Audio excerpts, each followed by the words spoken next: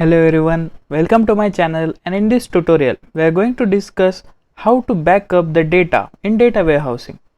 So in the last lecture we have seen how to secure a data warehouse and their different categories with some simple examples. So in this lecture we are going to see what is a backup process in data warehousing and why it is very essential to follow. So without further ado, let's get into it. So the data warehouse is a very complex system and it contains a huge amount of data. So therefore it is very essential for backing up all the data. So whenever required, it will be available for a recovery in future as per the requirement. So in this lecture we will discuss the issues while designing the backup strategy. But now first let me tell you some basic backup terminologies in data warehousing. So before proceeding further, you should know some basic backup types. So first one is complete backup. So as the name suggests, it backups the entire database at the same time. So this backup includes all the database files, control files and journal files. The next one is partial backup. So as the name suggests, it does not create a complete backup of the database. So partial backup is very useful when we are dealing with large amount of data, because they allow a strategy whereby various parts of the database are backed up so that the whole database is backed up effectively once a week. So this process is ideal for a large databases. The next one is cold backup. So the cold backup is taken while the database is completely shut down. So in multi-instance environment, all the instances should be shut down for this backup process. The next one is hot backup. So the hot backup is taken when the database engine is up and running. So it is exactly opposite to the cold backup. So this requirement of hot backup varies from RDBMS to RDBMS. It depends on the requirement. And the last one is online backup. So this process is also similar to the hot backup, which is carried out whenever the database engine is running. So our next topic is hardware backup. So it is very important for deciding which hardware to use for the backup.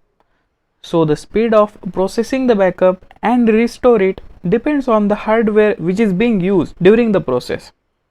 So how the hardware is connected, also the bandwidth of the network, backup software and the speed of server's input-output system.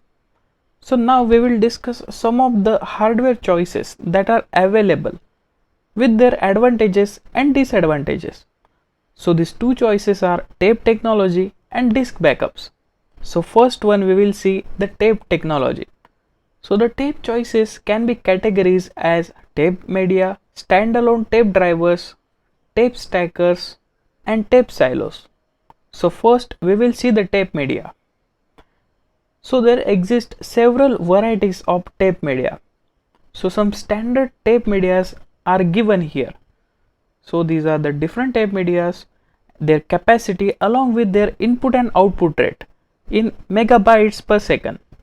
Along with the capacity and the input and output rates, there are some factors that needs to be considered, which are reliability of the tape medium, cost of the tape, scalability, cost of the upgrade whenever required, and the shelf life of the tape medium. So these factors are also considered while selecting the tape media. Our next type is standalone tape drivers. So the tape drivers can be connected in three ways. First one is it is connected direct to the server. Next one, it connects as per the network is available, and the last one, it connects remotely to the other machine. Our next tape technology is tape stackers. So the method of loading multiple tapes into a single tape drive, it is known as tape stackers, as the name suggests. So the stackers dismounts the current tape when it has finished with it and loads the next tape. Hence only one tape is available at a time for accessing the data.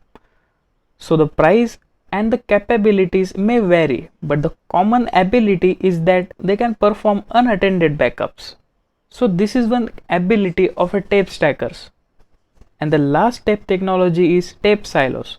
So tape silos provides large store capacity.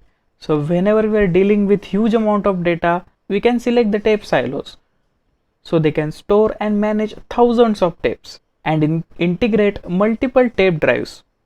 So they have the software and hardware to label and store the tapes. So it is very common for the silo to be connected remotely over a network or a dedicated link. So we should ensure the bandwidth of the connection is up to the job, as it is highly rely on the speed of the network.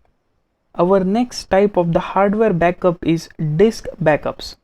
So there are two main methods of a disk backup, which are disk to disk backups and mirror breaking.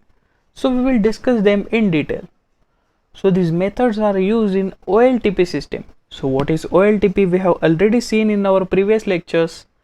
So disk to disk backups are done for the two main reasons: for the speed of initial backup and the speed or restoring backup data.